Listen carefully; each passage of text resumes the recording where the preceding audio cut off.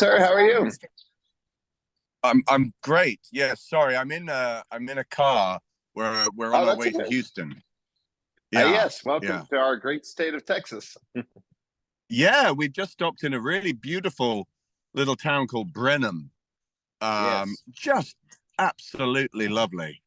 Such a beautiful little yes. town. Yeah, I it's really love it. perfect. Yeah. Well, we So we we're ha we're happy to have you here because that means we're drinking. It's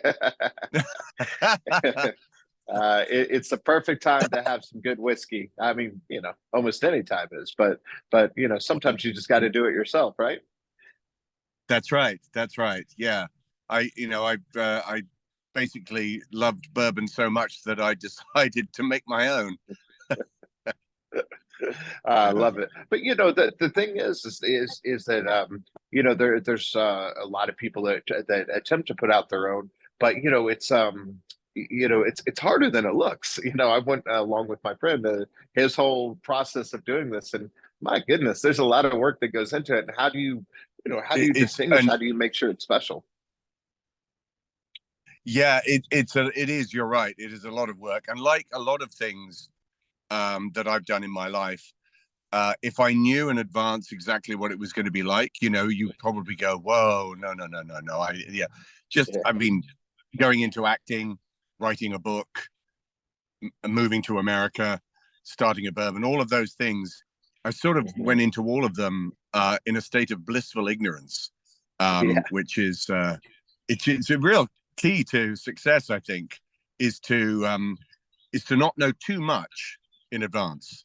But I have to Yes. thank my business partners, Paul and Connor, who do the real heavy lifting when it comes to getting the word out, going to stores, giving people samples, um, just Mhm. just really sort of showing them the brand and showing how proud we are of the product. Yeah. Well, now that it's out there and you're out there sampling and everything, what are people saying, and what do you say that sets it apart because it is different? It is. I mean, um, I was very keen to really avoid this sort of celebrity in inverted commas thing that gets associated with this sort of stuff. I wanted the bourbon to really stand on its own. So we went through a lot of R&D, a lot, a lot, a lot of R&D that I wasn't quite used to. That level of bourbon sampling, but we settled on this particular mash bill um, from MGP that is 75% corn, 21% rye, 4% malted barley, we found it quite quickly actually, and we all settled on that one and said this is it. This is the one. We wanted to do a bottled in bond. Um, I My own personal journey with bourbon started nearly 20 years ago. I'd never had it before, Mhm. never had it in my life. I had a prejudiced Scottish view of bourbon, which was that it was essentially an American Scotch, Yeah. and it was thanks to my friend who introduced me to bourbon that I was disabused of that. But uh, I then went through a period of kind of hiding that love of bourbon because I felt almost Mhm. like I was cheating on Scotland. Yeah. You know, um, it was strange, and I was sort of a closeted bourbon lover, and then eventually, thanks to Paul and Connor, I was able to sort of show the world that the drink of my drink of preference when I'm on my own is bourbon. So that was part of the journey. Mhm. Well, and I think the Bond Act Oh is pretty interesting where it's named after.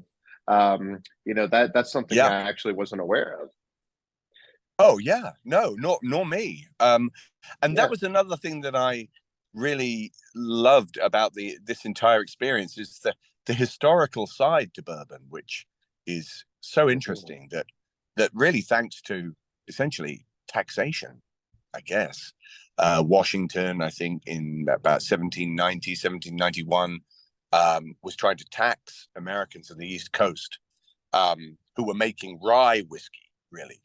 And then Mhm. they said no thanks, and they moved west, and that's when they were going to land where there was plenty of corn. They had distilling experience. They were lucky enough to come across a limestone seam that created this beautiful water, and Hmm. bourbon was born by accident. Yeah. And I really loved that historical side. Hmm. Yeah, it is fascinating to find out. And then, of course, now you get to travel all over the place and get to meet the peoples. It's been pretty fun for you. You get to come to Dallas and, Yeah. Austin. Oh, absolutely. It's just the best way to see America is to be Mhm. is to be driving with bourbon and sharing it Yes. with other people. There's no better way to see this country, honestly. It's fantastic. I love it. Well, and you've done so much fun stuff in your life, like you'd said, and really, really just cool adventures. And people look up to you and they think this is what I want to do. And so, what advice do you give to someone that wants to follow in your footsteps and take the plunge? Into acting, you mean? Yeah, sure, into Yeah, acting, and then I guess in yeah, everything else. yeah. Well, I think just I guess you have to be a bit, what's the word? Not reckless, but you need to be fearless. You do need to be a little fearless. You need to be somebody that embraces change and Mhm. challenges, and that enjoys those things, because it's not for everyone. It's really not for everyone. Acting, well, any of these things, they are fraught with difficulty, um, Mhm. and you get a lot of rejection. You have to have a thick skin, but you need to really want to do these things. I Yeah. think is my real advice. Um, Mhm. Listen to people who have done them, learn from them, but deep down, you have to want to do it. It can't be Mhm. something that you go into half-heartedly. It Yeah. really is a commitment. So that would be my advice. Yeah. Now, my co-host, one of the great Dallas Cowboys, Drew Pearson, famously caught the Hail Mary, and of course, now we all know that as a pop culture term. And I was curious to know your Hail Mary moment, which is that moment in your life or career where you just kind of had to throw it and go for it, and it worked out.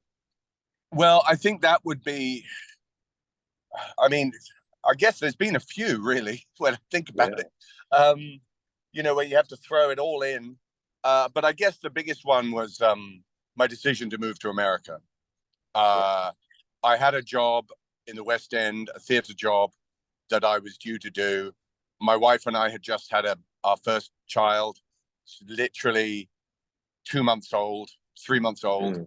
um, and I came to a sort of an epiphany that if I was going to change the course of my career, I needed to take the plunge and get out of doing the theatre show and move to America. And I made that decision on January the 15th in 2007. And Mm. my wife and I, we were in New Zealand. We made the decision together, and I have to thank her for that. She was very brave. We had a tiny baby, Mm. and she said, go for it. I left New Zealand on the 23rd of January. I left them behind. They were going to join me, Mm. and the week after I arrived, I met with Stallone for Rambo and got that job. And so that sort of closing of a door, Yeah. the energy that gave in some form to my own life led Mm. to exactly that point in my career of doing a job that I dreamed of doing all my life. So Yeah. yeah, that would have been it. I love it. Well, part of that is that success mindset that you have to kind of not only take that plunge to jump into it, but to stay in it. And so, is there something you tell yourself that kind of keeps you on the right path? You going through the book, through the show, through everything that you do that keeps you on that right path. I I I have great self-belief, I guess. Yeah.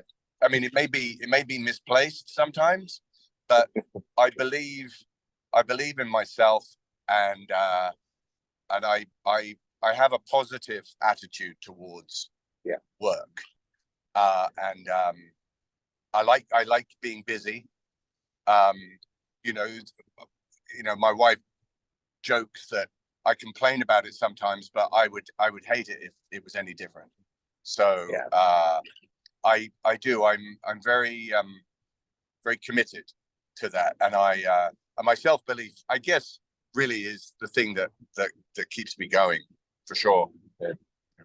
Yeah. Well, and let's make sure we get a plug in real quick for the book and the show too, because those are so much fun. Yeah. Well, Clanlands in New Zealand, Yes.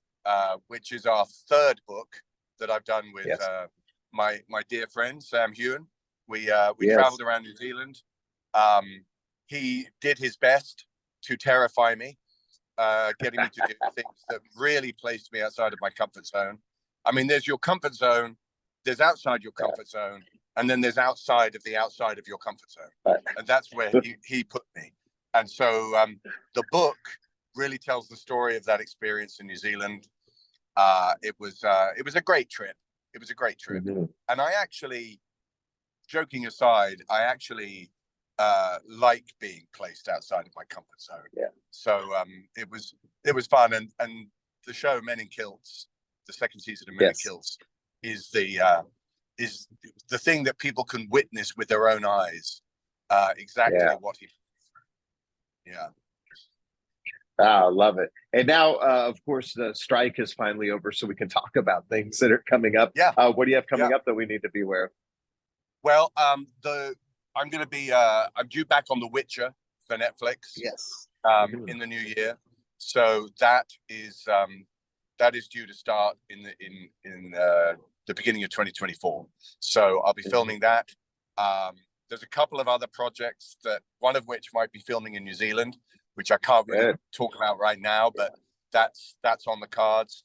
I'm trying to get a movie going that a dear friend of mine has written that we want to shoot in Scotland. So that's something I'm working on. And I'm also working on some fiction of my own. Yes. Writing some historical fiction. And that's something that's in the hopper. So and then along with that, with our bourbon, we're going to be opening in other states in the new year. We're going to be in Michigan, East Tennessee. We're going to be going into, I believe, Florida. We're working with California and Colorado. So we're slowly moving out.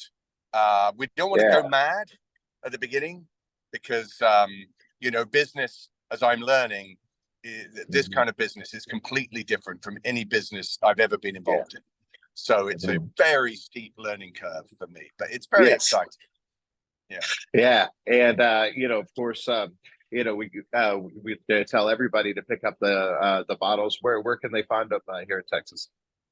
In Texas, at Specs. I'm just going to check with my colleagues. Specs, is that the one? Yes. Yeah, Specs all over Texas. I think we're in between 53 and 65 stores in Texas. And that's where they can find it. And we have the bottled in bond bourbon, and we also have a limited release rye whiskey called the Keeper that is coming out now. So. Oh, good. Well, we're excited for that. And last thing, tell us what you're looking forward to most seeing in Texas, or what did you get to see that you love the most? Oh, the food has been amazing. Yes. The food has been incredible. It really has. Oh my goodness. We're trying today, if we have enough time. I've always wanted to visit NASA. Yes. I've always wanted to go. So we're going to try and go. We have a little bit of spare time this afternoon, so we're going to try and go down to NASA. But other than that, just meeting the lovely people that we've met already along the way. Everywhere that we've gone, including the place that we were just in Brenham, the people are so friendly, so welcoming.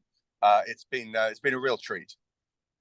Oh, that's great. Well, it's been wonderful to talk to you again. Thank you so much for your time. So glad you made it to our great state, and we'll look forward to talking to you again soon. Me too. Thank you very much for having me. Bye-bye. Okay, bye-bye. Bye-bye. Bye.